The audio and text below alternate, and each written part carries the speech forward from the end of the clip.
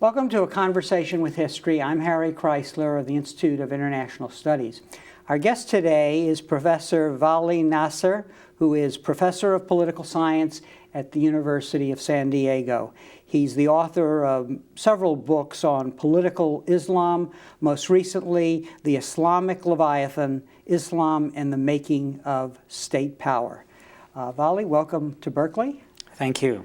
Tell us a little about your background. Where were you born and raised? I was born and raised in Tehran, Iran. I got my primary and secondary education in Iran and in England.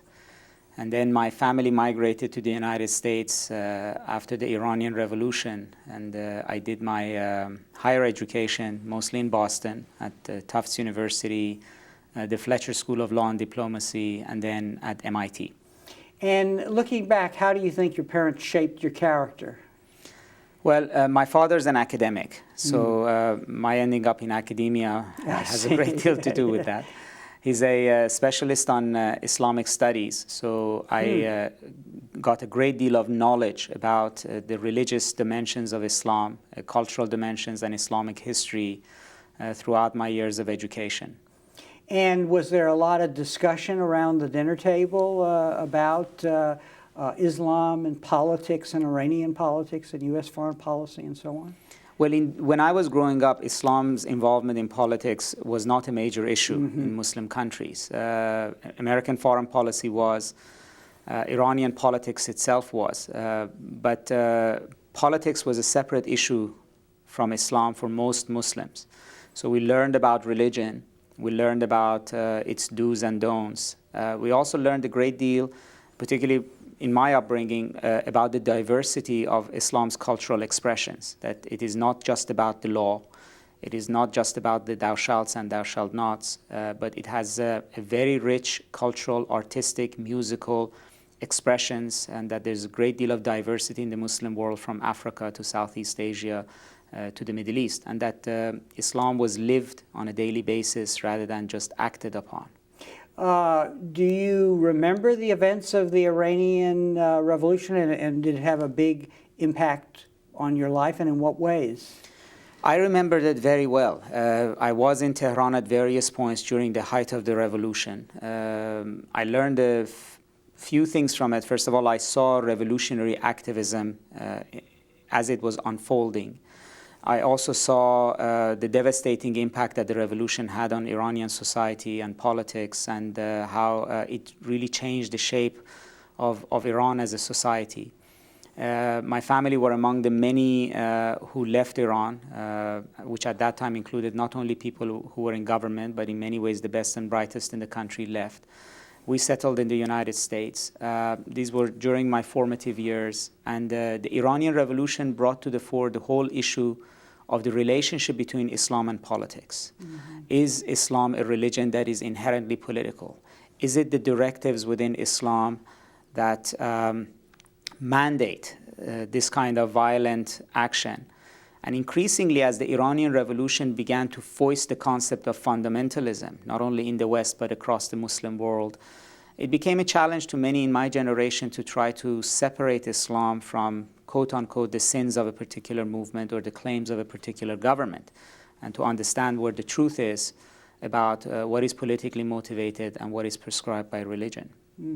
Now, before we get into those issues, which your work, your scholarship is directed at, let's talk about becoming a political science. Was it inevitable that you would become a political scientist and study these problems from that discipline? I like political science ever since I was an undergraduate student at Tufts. I was greatly attracted to political analysis, understanding political movements, understanding roles of governments and states and the like. However, given the circumstances of the time, I became interested in understanding Islamic fundamentalism and the role of Islam in politics as part of political analysis, not as a religious discussion, which was largely the case then. And increasingly, my intellectual development sort of gelled around providing an understanding of this phenomenon as a political phenomenon. And who were your mentors in the course of your studies that had an important influence on the direction that your studies took? Well, beyond your own background. Sure. The problem at that time in the study of Muslim politics, which actually is very interesting, is still the problem in the United States, is that there is a complete disjuncture between those who study Islam, its history, arts, culture, and Islam as religion, and social sciences. Particularly in the late 70s and 80s, when I was a student, there was nobody, or there was no body of theory that actually provided a fused and comprehensive and uniform approach to these topics. You had political scientists that provided you with the tools of political analysis. And then there were the historians and the Islamists who gave you the detailed knowledge about the religion and the culture and history. So it was largely up to you to put these together. And that was the challenge that essentially I took as I moved forward with my studies, that there has to be a place in political science for understanding the role of religion. And this was something that had, in a way, been ignored, right? I mean, there were some exceptions, somewhat in anthropology, like Clifford Geertz, but not generally in political science. You're absolutely correct, and I believe it's still a problem. And part of our difficulty in understanding religious movements, particularly Islamic movements, stems from this. Anthropology and history, by definition, rely on what Geertz himself called thick description. In other words, you need to get your feet wet in actual facts of a religion, of a culture. How you interpret it is a different issue, but you cannot ignore what culture and religion say. Political science, on the other hand, has been largely focused on theoretical issues. And when it comes to the Muslim world, it actually has shunned it, even as an area study. It's very rare that there had been a study of Islam in political science in any notable political science department in the United States, and that's still true to form to this day. In fact, in recent years, political science as a discipline has been more interested in political economy and then in rational choice, and therefore has not really been interested in understanding culture and cultural behavior or culturally motivated behavior within the parameters of political science theory. And in your work, I get the sense that it is the interface between the work of institutionalists, that is, people who study institutions and the norms and codes of behavior that operate, together with an understanding of the culture and history of a particular place, that actually offers insights to the kinds of problems we're facing in today's world. You're absolutely correct. I mean, the fundamental question, which has been the case, and it is still today the case, is Islamic fundamentalism about religion, or is it a form of politics? The most often the knee-jerk reaction in academia as well as the media and policy-making environments has to just understand it as religious behavior. It's easier to do that, it's easier to dismiss it. But the problem is that doesn't have much to do with reality. The reality is that fundamentalism is also about politics. Fundamentalism consists of organizations, of institutions, of people who respond to political opportunities or are trying to capitalize on political opportunities or convey interests. And they behave in many ways in the same manner that any rational political actor behaves, except that they do so within a particular cultural environment. And in fact, if we looked at Islamic fundamentalism as a form of ideology, then ideology is not religion. Ideology is more about politics and is about society. And therefore, it is necessary, in order to understand Islamic fundamentalism, to say, well, this much of it is about religion. This is the context, but a particular interpretation of religion. But then this much of it is about politics. After all, fundamentalists are not engaged in religious debates. They're engaged in political debates, whether it's Al-Qaeda or whether it's moderate fundamentalists. And in fact, fundamentalists also in Judaism, Christianity, and Hinduism, they are only peripherally interested in religious debates. Their prime area of concern is political issues. Now, when you say that, let's explicate that. Is it because it's an argument about politics within the religion? I mean, which view of God or of virtue will stand up? Is it that plus they have to be concerned about politics because the whole religion may be affected by the politics of the national setting? Well, we have to understand that fundamentalism is a very, very recent phenomenon. If you looked at Islamic fundamentalism, it is a late 20th century phenomenon. The very first question you can ask is, why now?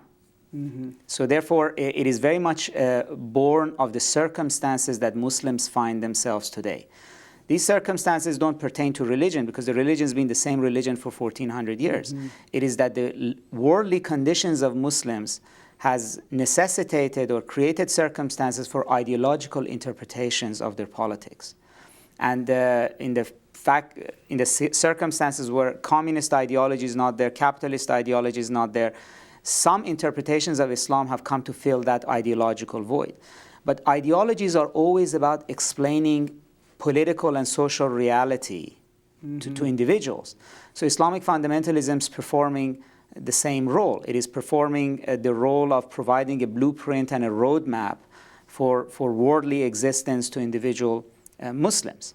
Fundamentalists are keenly interested in politics. They view politics as the path to individual salvation. Politics is paramount in their thinking. When they make comparisons between fundamentalism or their view of Islam, they don't compare it with Christianity and Judaism and Hinduism. They compare it with capitalism. They compare it with democracy. They compare it with communism. In other words, their points of reference are Western ideologies, not Western religions. So they're very much, fundamentalism is very much a phenomenon of making religion into a worldly ideology and then operationalize it in politics. And there are different paths that has taken, from Al-Qaeda's terrorism to more moderate Islamic parties in Turkey or Malaysia and the like, where they want to participate in elections. But by and large, the phenomenon is still the same. In other words, this is a use of religion in order to gain certain political ends. Now, before we continue with this discussion of these themes, I want to go back to your research career and what parts of the world have you focused on, and why did you think that they were most interesting place to explore some of these problems? I focused initially my work on Pakistan, and this is in the late 1980s and throughout the 1990s.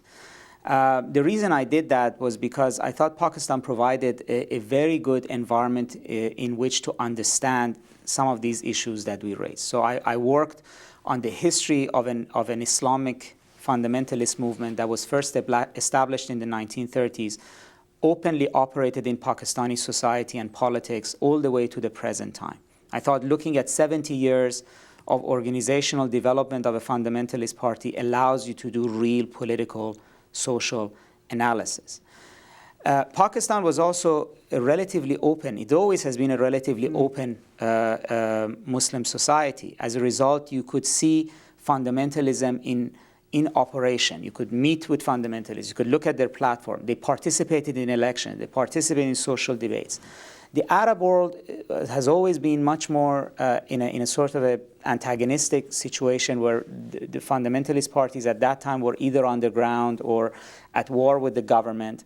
There was no real track record of seeing how an organization may respond to political incentive and change its ideology and point of view as it moves along. So you're not really able to do political analysis. So Pakistan was particularly suitable in understanding this whole trajectory of development of fundamentalism.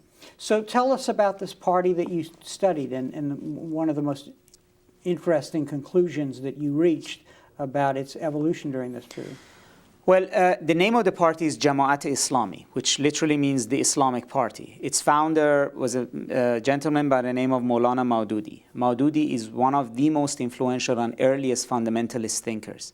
And Jamaat-e-Islami, along with the Egyptian Muslim Brotherhood, is one of the two oldest fundamentalist parties in the Muslim world. It has had an uninterrupted history since the 1930s to the present. It has participated in general elections, has had members of parliament, members of government. has been involved in open political process and sometimes underground in Pakistan. First of all, my work was to provide a rich history of evolution of a fundamentalist party, and through that to answer some of the questions about why do they come about, what do they want, and how does their demands and worldview change in response to the political realities that they face. And particularly if you juxtapose Pakistan with the Arab world, you see very different conclusions, that where you have more open and less dictatorial and harsh governments, fundamentalists tend to remain more moderate. That when they are when you keep them in the political process, they tend to respond to political interests, opportunities, as well as risks, and revise their points of view accordingly. Some of this now we see elsewhere, like Turkish Islamist parties are revising their ideologies to participate in elections. But in the case of Pakistan, the general summary was that the more open the political environment, the more inclusive it is, the more moderate and open fundamentalist parties are likely to be, and the more they behave on the basis of real political choices as opposed to ideological behavior. Now, in the case of Pakistan, what explains the openness and of the political system that allows this moderate evolution of the party that you were studying? Is it the colonial tradition, the British tradition in India and Pakistan? Partly. Partly it's the colonial tradition. For instance, there is an enormous amount of respect for the judicial system in Pakistan, which is also the case in India as well. There are cases where the Supreme Court of Pakistan voted on behalf of the Jamaat-e-Islami overriding the government, for instance, in the 1960s. But I think the more important point is that Pakistan is generally a weak state. We don't like to think of it that way. It's been ruled by military. It has nuclear weapons. But that's a paradox. I mean, it's a country that has nuclear weapons and a very proficient military and is capable of staging coups. But the writ of the government in Pakistan does not run in large areas of the country. The penetration of power in rural areas is very minimal. It has to rely on all kinds of intermediaries in order to exert power. A government that's not able to get its way by default has to negotiate. And that's also lessons we've learned about evolution of democracy in the West. Why first in Britain and not in Germany or Prussia? The same idea holds there. In other words, Pakistan has had generally more democratic periods than have Arab countries. And when it has had military dictatorships, these have been far more open and benign than the Arab ones. So periods of military brutality of the kind we saw in Latin America, or we see in Egypt or Syria, have been largely absent in Pakistan. Tell us a little about Maududi and the evolution of his thinking with regard to this trajectory of either choosing moderation or radicalism. I mean, did his guiding hand influence the party toward moderation, and what made the difference in that course? Was it the setting that you've just described? Well, Maududi came from Maududi's intellectual development happened during the time of partition of India. And his belief was that Muslims were losing control of India because they had become too enmeshed with Hinduism and they were not practicing the proper faith. Mm-hmm. So he began to harp on some kind of purified Islam as a way of preserving and strengthening Islam. Once this was foisted, it gradually became a force unto itself.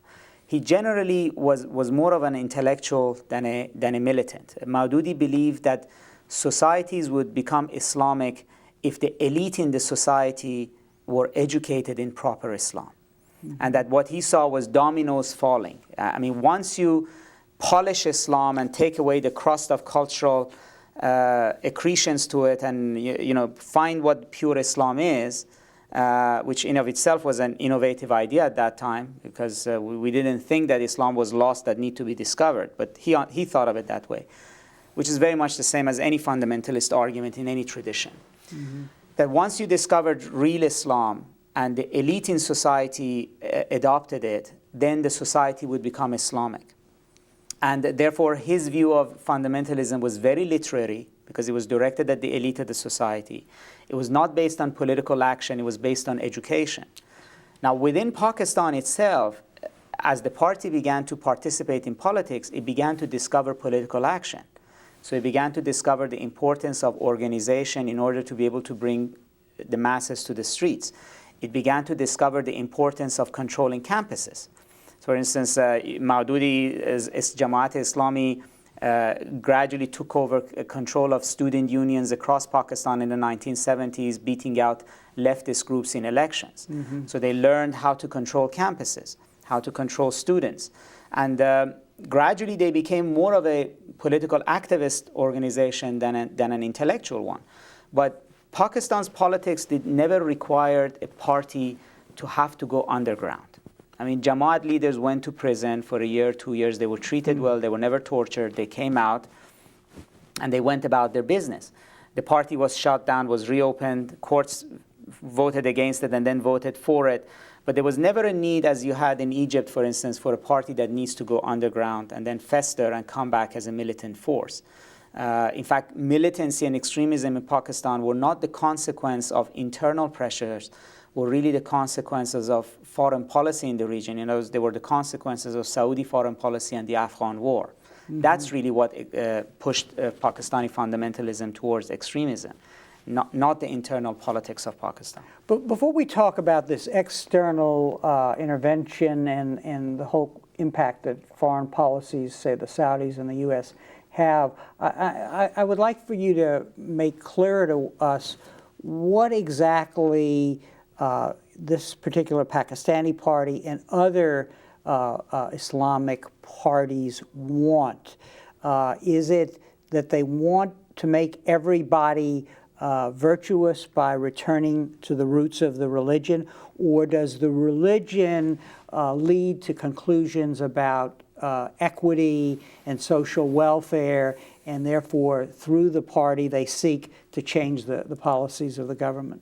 Well, there is a combination here. First of all, you have to understand that fundamentalists claim to speak for Islam, but they are a very particular interpretation of Islam. Just like any Hindu would not subscribe to what RSS says Hinduism is, or an average Christian would not give Pat Robertson or Jerry Falwell the authority to define Christianity.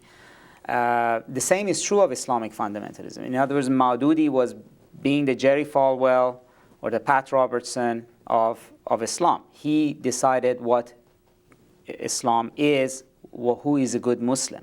He tried to propagate that view, and it's within the organization. And obviously the aim of any such group in any religious tradition is to propagate its own view.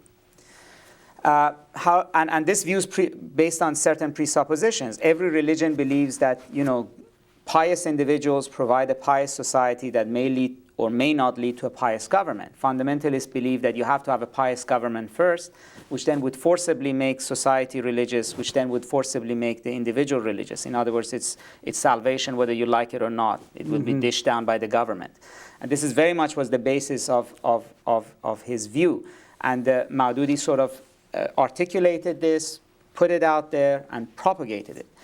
But like any ideology, it has a life cycle. The way fundamentalism unfolded in Pakistan is very much like Eurocommunism did in Europe. In other words, it began to water down and have to interact with other points of view and political views in the political process in order to win at elections, in order to get recruits and the like.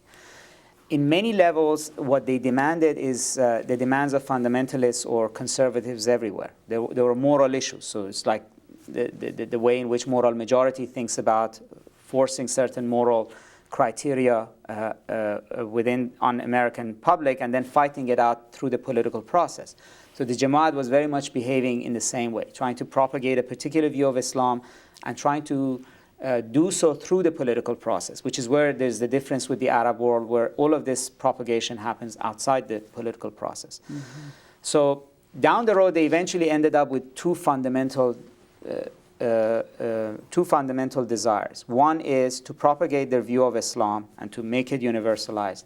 Secondly, to get hold of power in order to be able to do so more efficiently.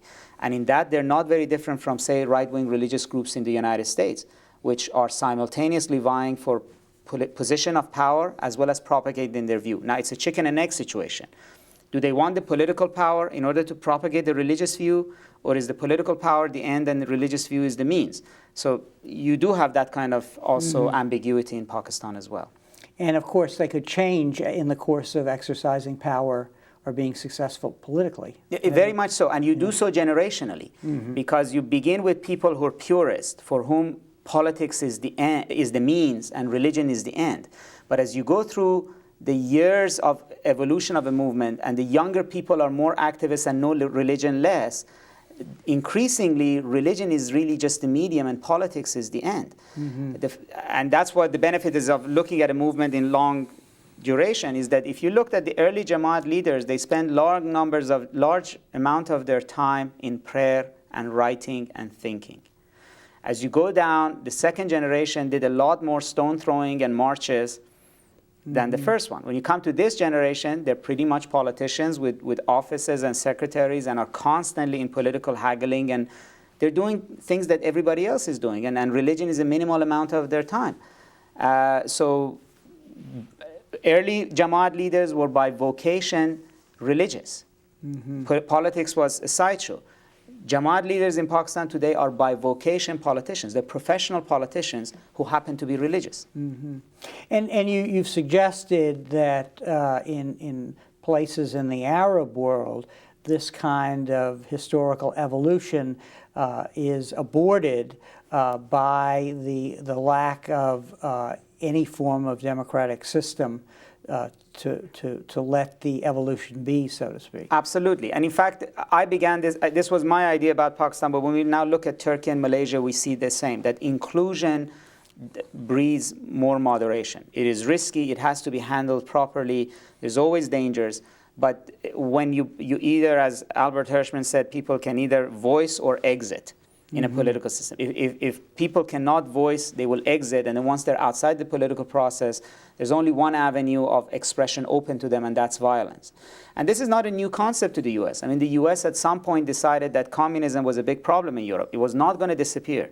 So you either bring it in the political process, you make them vested in the political process, you defang them, make them institutionalized, although we would always be vigilant against them winning an election. But it worked in Spain, France, and Italy, which at one point they won 30 to 40% of the popular vote in Italian elections.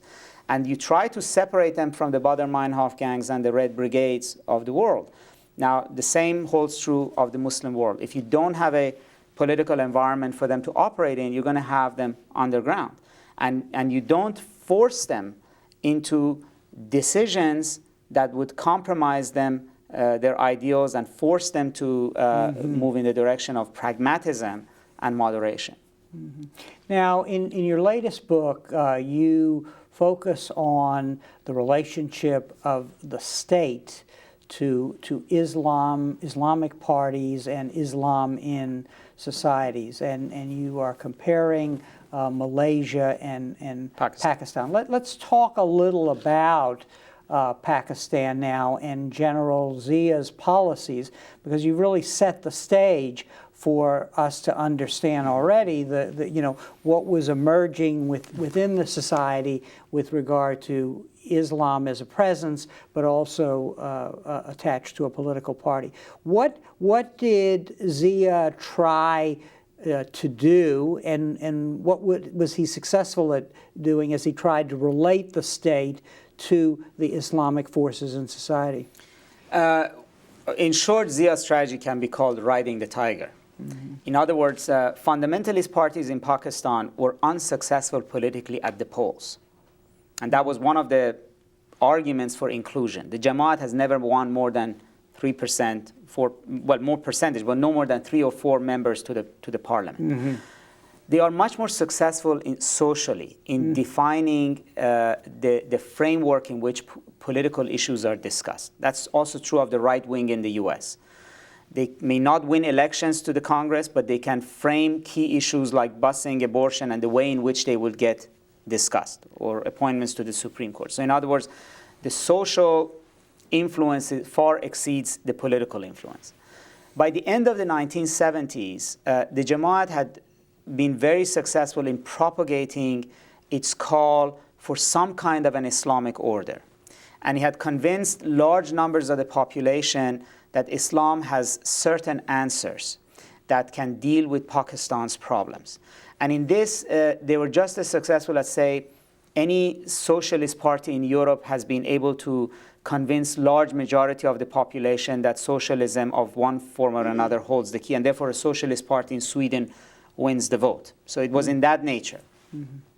The Pakistan military decided to capitalize on this. They did not want the Jamaat to be in a position to make a better grab for power, but they understood that the society is very ripe for a government that would give them an Islamic answer. So Zia came to power. Zia was a general. Zia was a general. He was chief of staff of the military, overthrew the elected prime minister at the time, Zulfiqar Ali Bhutto, who was in trouble with the population. He took over the government. Zia had Islamic credentials, so he was a genuine article. He was known to have been a pious colonel, had been reprimanded by his superiors for distributing Qurans in the military. In other words, when he began talking about Islam, it was the genuine article. But Zia and the military understood that a government that would be fulfilling the kinds of demands and promises that the Jamaat had spent 30 years convincing Pakistanis of would do well. It is just like if you have a socialist society in which it believes that land reform is imperative, and you have a government come in and take that slogan and implement it, is going to get a great deal of benefit. So Zia began to implement a great deal of Islamic measures. Now, it's very important to note that Zia didn't change anything fundamental in Pakistan. Pakistan economy didn't change. Pakistan society didn't change. There was no land reform. There was no change in relative relationship between social classes. There was no change in Pakistan's foreign policy. He rather began to implement Islam more at the superficial level. So every meeting of the government would begin with a religious invocation. People would wear religious dress. There would be a lot of mosques built. There would be a lot of money that would go into various Islamic causes and programs, and you revamp the curriculum of the schools and things of that nature. So essentially, he began to create an Islamic state, which was being created from above, not from below. And this is a very unique case, and Malaysia is similar, where you have the state proactively Islamizing, not in response to the pressure from below, but because it saw an opportunity in Islamization. Zia was an Islamically oriented person, but I think what he saw was a very interesting phenomenon, that he saw in Islam an opportunity to make the Pakistan state a more powerful state. So it's very interesting. An Islamic state of Zia was capable of nationalizing religious endowments, which a secular government could or would not do. It was in a position of taking over large areas of religious welfare, which accounted for an enormous amount of patronage in Pakistan, and make that the government's affair. This could not or would not have been done by a secular government. So he created stability and he expanded state power in the name of Islam. Now, the venture fell apart for the reason that, first of all, it was hinged on the military. And when Pakistan was democratized, this notion came apart. Secondly, he was assassinated, and therefore the whole experiment was aborted.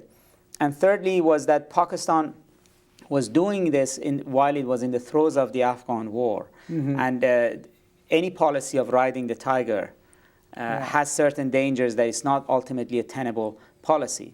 So in the post-Zia period, this project of the state to expand its powers by speaking for Islam and taking the thunder of the fundamentalists, appropriating the thunder of the fundamentalists, lost ground. But for the time that Zia was there, he was very successful. In fact, I remember one Jamaat-e-Islami leader telling me that, he's saying everything we used to say. So he's basically made us redundant. So it's really something that we could understand the United States co-opting the opposition or the potential opposition. Absolutely. Yeah. Absolutely. It's no different from what the Republican Party may have done with the conservative right. Now, obviously, in all of this, before his death, a transforming event is the Soviet invasion of Afghanistan, the American decision, first under the Carter administration and then the Reagan administration, to support the rebels in Afghanistan opposing the Soviet puppet regime there, and to use Pakistan and General Zia as a funnel for American aid, which would then go to the Mujahideen who were fighting the Soviets. That must have had a profound impact if one is riding the tiger, to use your metaphor. Suddenly, at a certain point, you're feeding drugs to the tiger, I guess, but at a certain point, you no longer control that, and then the tiger will go off. You're absolutely correct. Yeah. The Afghan episode was both a threat and an opportunity to Pakistan. It was a threat because Soviet Union overnight arrived at Pakistan's northern borders. And General Zia actually looked to Islam and fundamentalism as a way of creating a wall against communism. What they didn't want to happen was that the Soviets may sit there for the next 10 years, support communist parties in Pakistan, and then pull the same stunt that they pulled in Afghanistan, is that you first create a communist nucleus that then can stage a coup and then bring in the Soviets. So Islam fundamentalism was going to be foisted as the main barrier to communism. And this was actually fortunate because it created a tremendous amount of common ground between Jamaat-e-Islami and the military. They all agreed they didn't want Pakistan to be communist. Mm-hmm. So, but this was nevertheless a major threat to Pakistan's security. On the other hand, it was an opportunity. It was an opportunity because it provided General Zia with broader powers to co-opt the fundamentalists without compromising Pakistan's foreign policy, because there was a concert between what the Saudis wanted, what the Americans wanted, what the fundamentalists wanted, and what Pakistan's military wanted, which was whatever is our ultimate goals. Our immediate problem is containing the Soviet threat and pushing Afghanistan back. Secondly, in long duration, Pakistan had always viewed Afghanistan and Afghan nationalism as a threat. Mm-hmm. Ever since the British drew the Durand Line, Afghanistan had irredentist claims to northern Pakistan or northwestern Pakistan. The Afghan war provided an opportunity where Pakistan got the upper hand.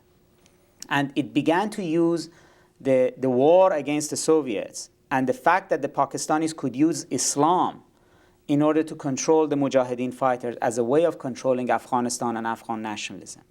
And there was no other way for Pakistan to have long-run control over the Mujahideen unless it was done through Islam. And the only way in which it could be done through Islam was if Pakistan itself would remain Islamic. In other words, Islam became central, not just to riding the tiger domestically, but also to creating Pakistan's regional geostrategic vision.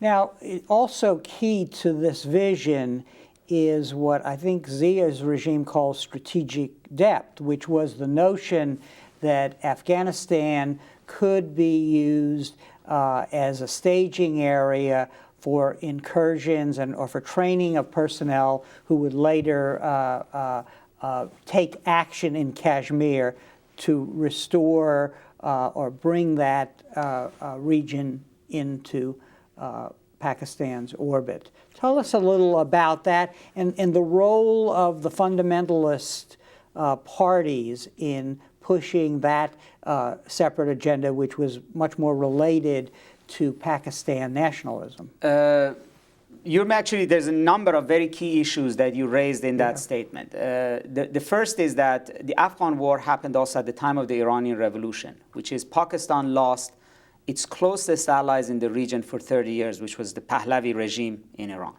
It felt very vulnerable on its western side as well as on its eastern side with India and with Afghanistan, with the Soviets sitting on its border. So it used an alliance with the United States and Saudi Arabia to basically fight for a strategic depth in Afghanistan. Now, strategic depth in Afghanistan basically meant that Pakistan would be a much wider territory and it would have nothing to worry about Afghanistan.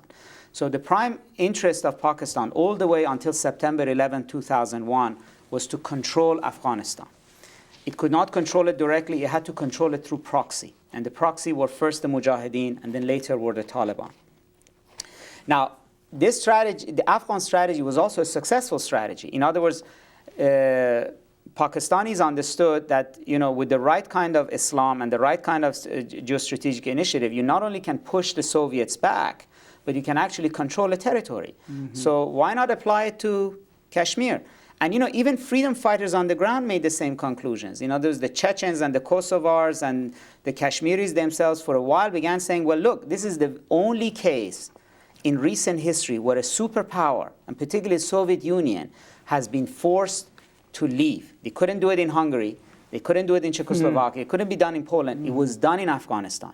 Now, they didn't look at this and say it's Zia and the CIA and Saudi money. They looked at it and they say, well, it was a jihad. So they thought that, well, if you fight in the name of jihad, the Saudis will give you money, you galvanize the population, and the occupier will fall. I mean, surely India is no bigger a threat than Russia was. Mm-hmm. So the Pakistanis understood it this way. The militants themselves understood it that way. And it was almost natural for the Pakistan military to say, okay, we are fighting this war in Afghanistan, why not use it in Kashmir as well? There was another element as well, and that's that ever since late 1990s and 1997, 98, Pakistan also felt the problem of how do you demobilize a proxy army like the Taliban or like the Al-Qaeda. And actually we see what the problem was. Mm-hmm. When the US washed its hands of Pakistan, all of these highly trained Islamic Rambos mm-hmm. were left to their own devices and they became Al-Qaeda. Mm-hmm. Now, Pakistan was cognizant of this. And one of the ways in which they tried to deal with it was find them somewhere new to fight. Mm-hmm. And that somewhere new to fight at times was maybe in Kosovo, maybe in Chechnya, but that was not in large numbers. Maybe some of the more seasoned fighters ended up in Chechnya. Mm-hmm. But you needed somewhere more sustained for them. So Kashmir also became a way for Pakistan to avoid the headache of demobilizing thousands and tens of thousands of volunteers and fighters who are armed, who are ideologically motivated, who are coming back buoyant from a victorious jihad and back to a country which has no way of absorbing them. And therefore, they either send them to the far flanks of northern Afghanistan to fight against the Northern Alliance, or they send them to Kashmir. Mm-hmm. And what is the impact of this stew, I guess, or brew, this witch's brew that is created by all of these factors, the external interventions and so on, with regard to radicalizing the Islamic parties and groups and moving them away from from what might have been a moderate trajectory. I mean, is that why everything hits the fan, because of this sequence that we've just described? Exactly. Actually, in my opinion, there are three key events that account for ascendancy of fundamentalism. And all three events happen to converge on Pakistan in some ways, even though it usually goes under our radar even when we discuss fundamentalism. You can always have ideologies out there, but the question becomes, why do ideologies all of a sudden become triumphant and ascendant? I mean, Maududi and the Jamaat-e-Islami may have been in Pakistan a long time, but why did Islam become not only important in Pakistan, but globally?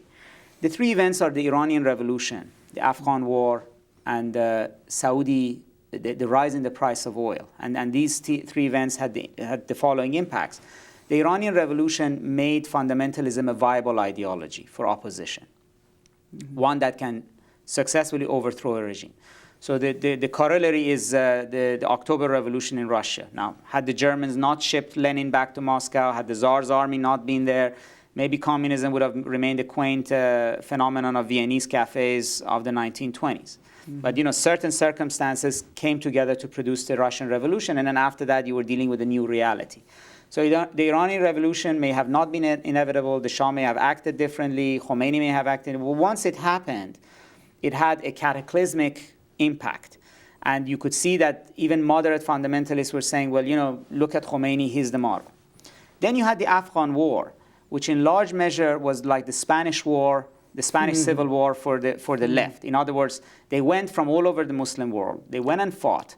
They fought sometimes for 10, 20 years. Somebody like Osama bin Laden has never really held down a job. He went to Afghanistan when he was 17, got military training, never really psychologically left Afghanistan. I mean, that's what I'm saying. There's like an Islamic version of Rambos. I mean, highly trained, professional guerrilla fighters who are not going to be absorbed back into an economy easily. And there are tens of thousands of them that remained in Afghanistan.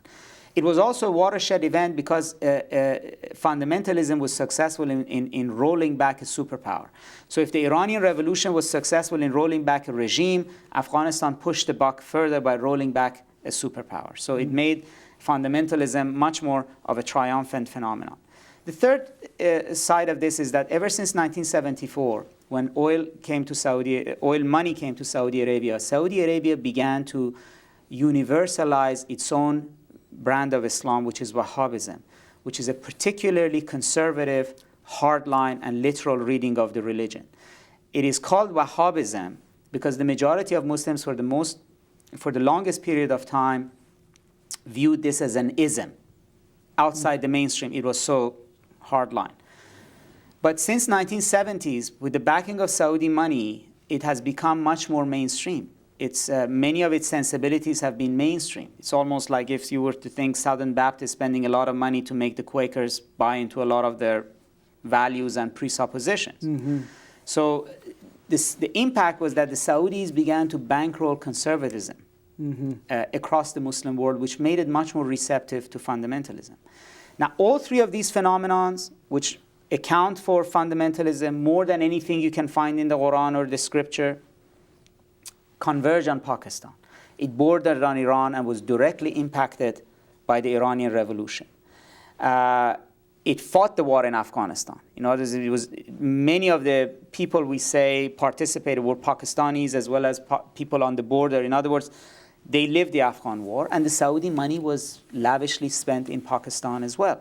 So the convergence of all of these happened within Pakistan, which at the same time was a weak state with internal problems, with a fertile ground for fundamentalism to spread. And then everything sort of snowballed in the late 90s to produce, if you would, a second generation, much more violent, intolerant, and extremist version of Islam, which was product of the Afghan war and the investment in the Afghan war. Now, with this insightful sort of broad picture of the changes in Islam and its relation to global events, I want to ask you now, what is it that, how should U.S. foreign policy address after 9/11 these complexities? Right. Well, there are, that again, you raise a number of very important issues here. The first is that there are obviously key issues still that animate political opinion in the Muslim world and maybe push it in the direction of fundamentalism, like the Palestinian-Israeli issue or the Iraq issue now are sort of, if you would, those wedge events. Well, we need to handle those clearly, methodically, rapidly, and get past those. But more basically is that we ought to follow a policy of separating moderates from extremists. The policy we followed in Europe vis-a-vis communism. To understand that, we're dealing with an ideology that has been ascendant. But it is not religion, it's ideology. The worth of an ideology is what it delivers to the population. The worth of an ideology is that a population buys into it because it doesn't understand or see any other viable alternatives. So if we want to modify or defang fundamentalism, we need to present Muslims with an or with political environments in which they can evaluate other options, environments in which fundamentalism and what it promises and what it asks in terms of sacrifice will not appear high on anybody's list. And thirdly, also try to increasingly separate moderates from radicals. I mean, in our own society, we're tolerant of people who hold very conservative views on abortion, vote accordingly, but who refrain from engaging acts of violence against abortion clinics or gynecologists. And we deliberately separate those.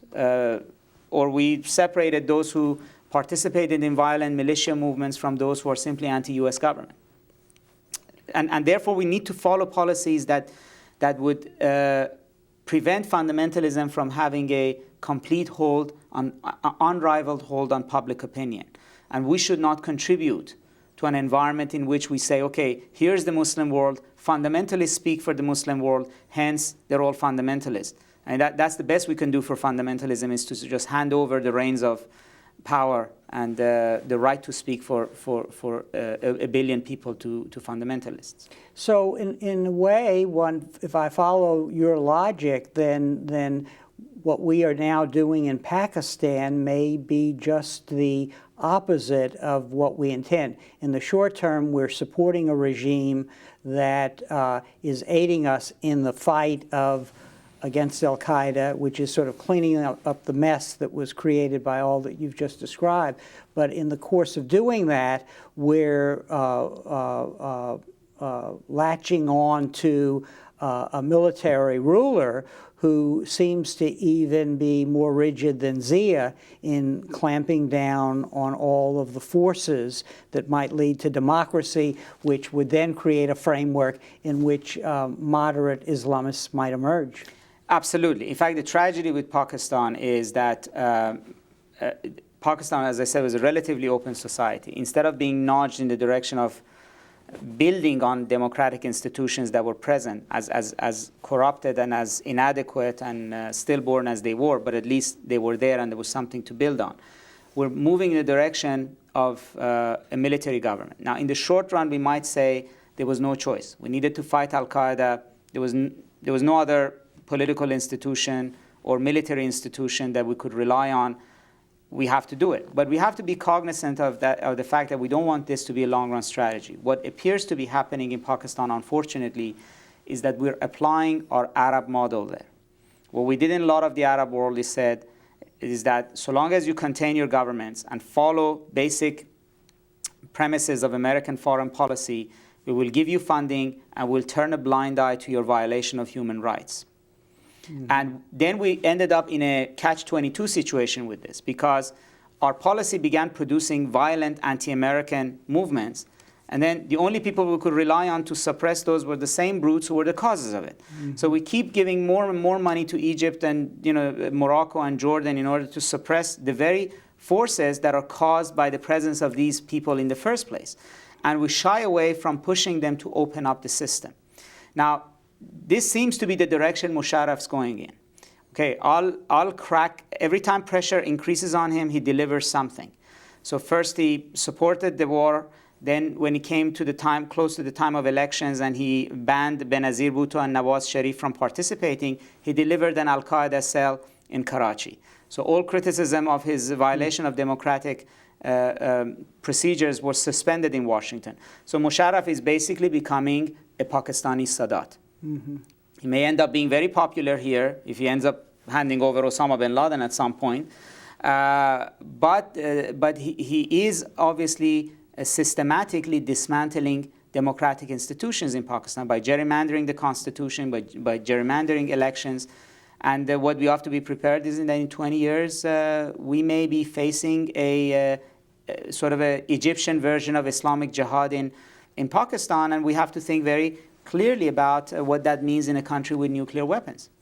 One final question, and that is, looking back at this journey, this intellectual journey that you've taken and your background, I would conclude that you really don't subscribe to Huntington's theory of a clash of civilizations, that in fact that creates a rigidity with regard to our perceptions as to what the Islamic world and the West may have in common. Is that a fair assessment? It is a fair assessment. I mean, I did study with Huntington at some points when I was at MIT. I have a great deal of respect for his work. I think there are many elements that he touches on that are true. It's at the level of taking anecdotal evidence and then sort of enshrining it as a theory that then explains everything. That's where the problem is.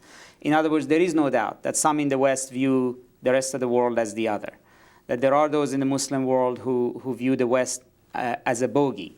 But this is not the beginning and end of the analysis. In other words, there's a lot of diversity on both sides, and there's a lot of politics that happens on both sides. The problem with Huntington's approach is that it essentially removes politics from politics. In other words, there's no more politics. We're all guided by what we're born into, and that decides all politics. Which is to say that the US will behave always in a particular way, irrespective of what its interests are, which I don't think is true. And it also presupposes that fundamentalists or Muslims will always behave in ways which are prescribed by culture rather than interest. Well, Huntington misses on a point that the reason the Muslims are behaving in this way is not cultural. It's because the methodology that Khomeini put forward paid enormous amount of political dividend. The approach he took against the United States popularized them in the Muslim world, allowed them to galvanize power and consolidate power in Iran, enabled them to achieve many things, whereas fundamentalism has yet to face a defeat for fundamentalists to recalibrate and respond differently. But fundamentalists, just like Americans, when they are operating in a political environment, look at what works and what doesn't work. Whether fists raised in the air with slogans work or they don't work. We're seeing this in Turkey right now. I mean, the leading candidate for prime minister in Turkey, Recep Erdogan, was put in jail for being an Islamist a number of years back. He wants to be prime minister of Turkey. He knows it's possible through the election, so he came out and said, I never was an Islamist. I support joining the European Union, and I don't want to change anything in our relationship with the United States. He's actually now more pro-American than the secular leftist party that's in power. So Huntington's theory basically is so high level, it's such an overarching framework of analysis that then it basically is closed-circuited. It does no room for any kind of political analysis. And ultimately, the way out of here will be through politics. In other words, there has to be a reward and retribution environment in which that Muslims will begin to make political choices that would make him inclusive in mainstream global politics.